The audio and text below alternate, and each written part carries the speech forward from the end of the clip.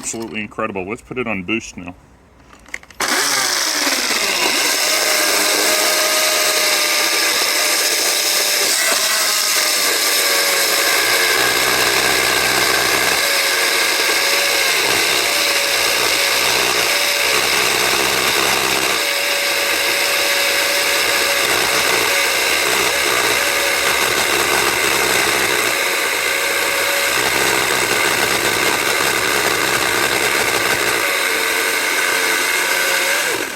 I'm beyond impressed. I expect that weird jungling noise down there as the kind of the mismatch of the sprocket.